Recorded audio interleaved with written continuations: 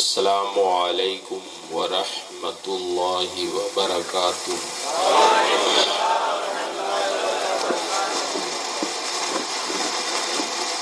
الحمد للہ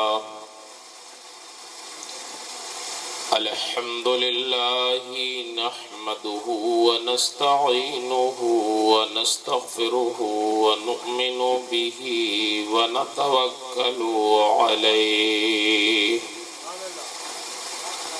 ونعوذ باللہ من شرور انفسنا ومن سیئات اعمالنا،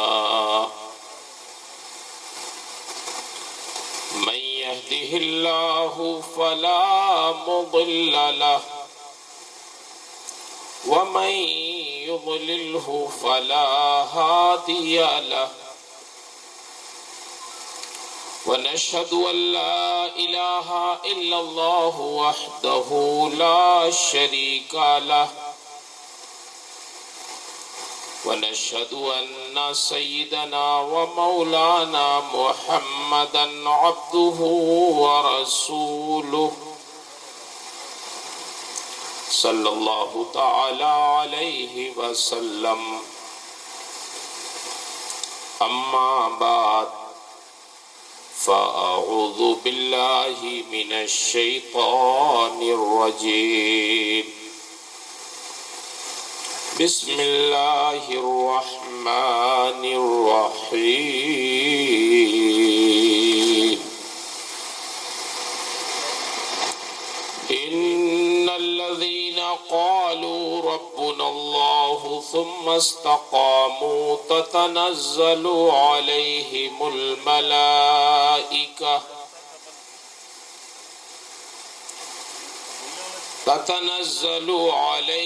الملائكة ألا تخافوا ولا تحزنوا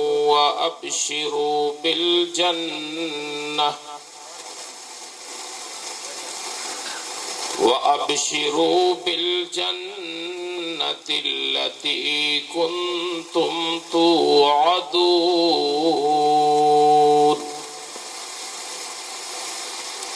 آمنت بالله صدق الله العظيم وصدق رسوله النبي الأمين الكريم،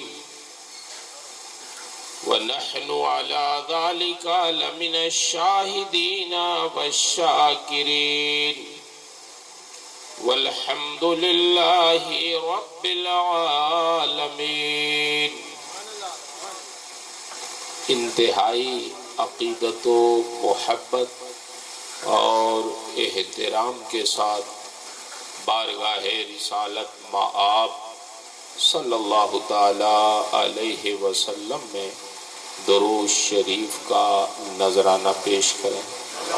اللہم صلی علی سیدنا و مولانا محمد معدن الجود والکرم وآلہ وبارک وسلم صلاۃ وسلاما علیک یا رسول اللہ۔ معزز حاضرین سامعین، یہ ہماری اور آپ تمام حضرات کی مشترکہ سعادت مندی اور خوش نصیبی ہے کہ رب العالمین نے آج ہمیں اور آپ کو اپنے ایک محبوب بندے جس نے پوری زندگی ہمارے اور آپ کے ایمان کی حفاظت میں گزار دی، اس کی بارگاہ میں خراج عقیدت کے لیے حاضر کر دیا ہے۔ اللہ تعالی ہم سب کی حاضری کو قبول فرمائے اور اٹھنے سے پہلے ہم سب کی مغفرت فرمائے۔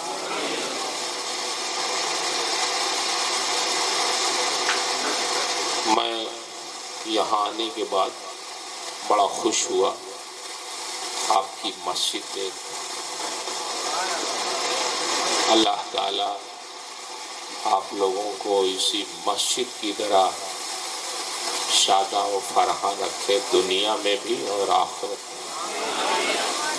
یہ مسجدیں، مدارس، قبرستان، تین چیزیں جس آبادی میں آباد رہتی ہیں، حفاظت رہتی ہے، تو اس آبادی کی مذہبیت کا اس سے اندازہ ہو جاتا ہے۔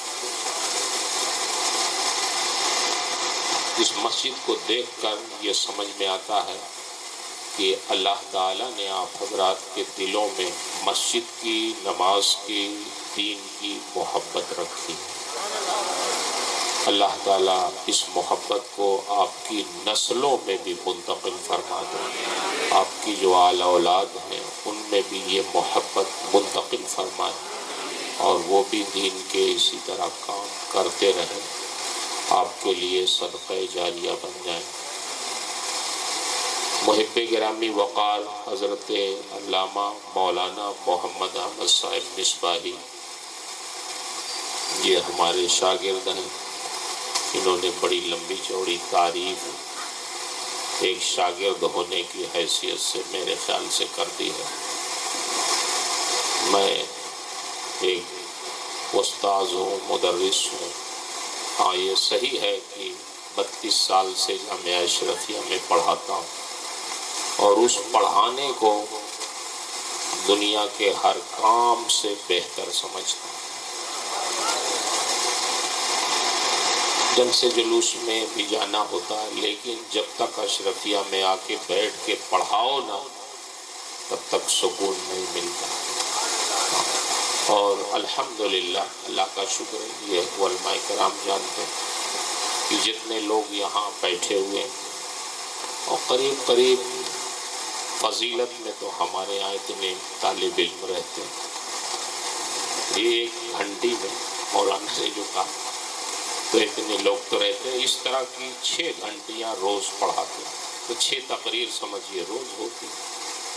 یہ اللہ کا فضل ہے کہ ایک تقریر کرنے کے لیے کہاں سے چلے، مبارک پور سے کلکتہ، کلکتہ سے بمبئی، بمبئی سے پھر بنارس جائیں، 1 گھنٹہ 1.5 گھنٹے کی تقریر کے لیے کئی دن ضائع کریں، اور مبارک پور میں بیٹھتے ہیں تو 6 تقریر روز کر دیتے ہیں، نہ کہیں آنا نہ جانا۔ تو نفع زیادہ نہ آنے جانے میں، لیکن آنا جانا اس لیے بھی ضروری رہتا ہے کہ تاکہ آپ حضرات کی دلجوئی بھی ہو، اور اسی راستے سے دین کی کچھ خدمت بھی ہو۔ اللہ قبول فرمائے۔ مولانا صاحب نے ایک بات کہی کہ کسی آبادی کو نہیں دیکھتے ہیں، دعوت قبول کر لیتے ہیں۔ میں اپنے علماء کرام سے گزارش کروں گا کہ اللہ کا شکر اس پہ ادا کرنا چاہیے کہ اللہ نے ہمیں عالم دین بنایا، دین کی خدمت کے لیے منتخب کیا۔ شیخ سعدی فرماتے ہیں، منت منے کہ خدمت سلطان ہمیں کنی، منت ازو شناس کی بخدمت گزاشتہ۔ کبھی یہ احسان نہ جتاؤ، اگر بادشاہ نے تمہیں اپنا خادم بنا لیا، نوکری دے دی، تو یہ احسان نہ جتائے خادم بادشاہ پر کہ ہم آپ کی خدمت نہیں کرتے تو آپ بے خدمت رہ جاتے۔ بادشاہ کو کسی نوکر کی کوئی کمی دیکھتے ہیں؟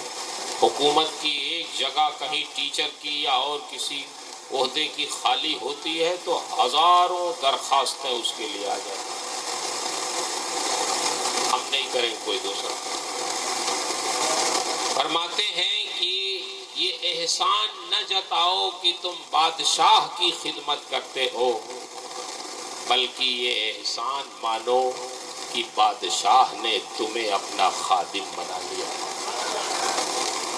ایسے ہی اگر دین کا کوئی کام ہم سے، آپ سے، کسی بھی اللہ کے بندے سے ہو جائے تو اس کو کبھی احسان نہیں جتانا چاہیے کہ میں اگر نہیں کرتا تو نہیں ہوتا۔ نہیں، اللہ کا احسان مانے کہ اللہ نے اس خدمت کے لیے ہمیں چن لیا، ورنہ اس کے بندوں کی کوئی کمی نہیں ہے اس دنیا میں۔ وہ کسی سے بھی اپنا کام لے سکتا ہے، اور جب وہ چاہتا ہے تو جانتے ہیں اپنے دشمنوں سے بھی دین کا کام لے لیتا ہے۔ بولیے، حضرت موسیٰ علیہ السلام کی پرورش کس کی گود میں کروائی؟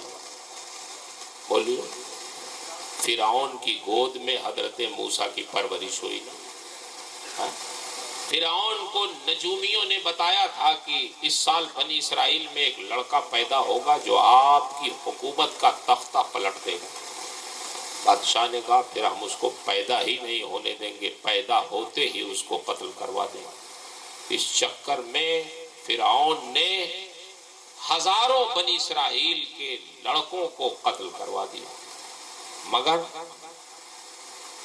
جس کی وجہ سے قتل کروایا وہ لڑکا پیدا ہوا، اور صرف پیدا ہی نہیں ہوا بلکہ جب پیدا ہوا یعنی حضرت موسیٰ علیہ السلام پیدا ہوئے تو ان کی والدہ کو بڑی فکر ہوئی کہ فرعون تو سب کو قتل کروا دیتا، یہ میرا لڑکا بھی اس کو بھی قتل کروا دے گا، پھر ہوگا کیا؟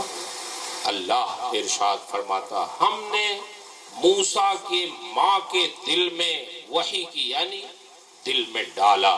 وحی کا مطلب وہ نہیں جو انبیاء پہ نازل، قلب میں القا، دل میں یہ بات ڈال دی کہ جب تیرا بچہ پیدا ہو تو ڈرنا نہیں، ایک لکڑی کی صندوق بنوا کے اسی میں رکھ کے دریا میں ڈال دے۔ کوئی ماں اپنے بچے کو دریا میں ڈال سکتی ہے، لیکن اللہ نے یہ بھی فرمایا تھا پھر وہ بچہ ہم تمہیں دوبارہ لوٹا دیں گے۔ غم نہیں کرنا، وہ لڑکا پھر لوٹ کے آئے گا تمہاری طرف۔ تو ان کی ماں نے لکڑی کی صندوق بنوایا، جب پیدا ہوئی حضرت موسیٰ علیہ السلام صندوق میں رکھا، سینے پہ پتھر رکھا اپنے اور آنکھیں بند کی اور دریا میں ڈال دیا، اللہ کے حوالے کر دیا۔ وہ صندوق بہتے بہتے کہاں پہنچی؟ فرعون کے محل، اور فرعون ہی کے گھر والوں نے اس صندوق کو نکالا اور جب دیکھا لڑکا تو کہا کہ یہ تو بہت خوبصورت لڑکا۔ حضرت آسیہ نے کہا، فرعون کی بیوی حضرت آسیہ مومنہ تھی، تو کہا کہ یہ تو بڑا خوبصورت لڑکا، ہونہار لگ رہا ہے، اس کو ہم اپنا بیٹا بنا لیتے ہیں۔ لیکن حضرت موسیٰ علیہ السلام دودھ ہی نہیں پیتے تھے کسی کا۔ ان کی بہن دیکھتی رہی یہ صندوق کہاں جائے، فرعون کے محل میں، یہ دیکھتی رہی۔ جب وہ دودھ نہیں پیتے تھے تو ان کی بہن نے جا کے کہا کہ یہ خاتون ہیں جو بہت صاف ستھری پاکیزہ رہتی ہیں، اگر آپ کہیں تو میں ان کو بلا کے لاؤں، ہو سکتا ہے یہ ان کا دودھ پی لیں، کیونکہ ان کا دودھ اکثر بچے پی لیا کرتے۔ یہ ہوا بھائی بلاؤ، ان کی والدہ پھر بلائی گئی، اور جب انہوں نے دودھ پلایا تو حضرت موسیٰ نے دودھ پی لیا۔ اللہ نے اس طرح حضرت موسیٰ علیہ السلام کو پھر ان کی والدہ کے حوالے کر دیا، اور پھر وہی حضرت موسیٰ جن کی پرورش فرعون کی گود میں ہوئی، وہی فرعون کی حکومت کے زوال کا سبب۔ وہ اللہ جب چاہتا ہے تو اپنے دین کا کام اپنے دشمنوں سے بھی لے لے، اس لیے بہت زیادہ اس پہ اکڑنا نہیں چاہیے کہ ہم نہیں کریں گے تو نہیں ہوگا، نہیں، کبھی یہ زبان پہ لانا بھی نہیں چاہیے۔ میں مولانا صاحب آپ کو تو میرا حق ہے کہ آپ کو سمجھاؤں، اور ہمارے جو علماء کرام تشریف فرما، کبھی بھی آج کل تھوڑا سا تقریر وغیرہ جو کرتے ہیں یا شاعر لوگ نعت پڑھتے ہیں تو جب مقبولیت زیادہ ہو جاتی ہے تو تھوڑا سا دماغ بھی اونچا ہو جاتا ہے۔ مدرسوں کے شیخ الحدیث لوگ ان کو فون کرتے ہیں، مقررین اور شورا کو کہتے ہیں حضرت کوئی تاریخ دے دیجیے، تو حضرت قابو ہی میں نہیں آتے، کہتے ہیں ابھی ایئرپورٹ پہ ہیں، ابھی ڈائری نہیں ہے، ابھی بعد میں بات کرنا، ابھی نہیں، ٹائم نہیں ہے، موقع۔ وہ بیچارے شیخ الحدیث ہیں مدرسے کے، اور یہ حضرت صاحب ابھی تبھی سے بات کر، ہاں یہ تو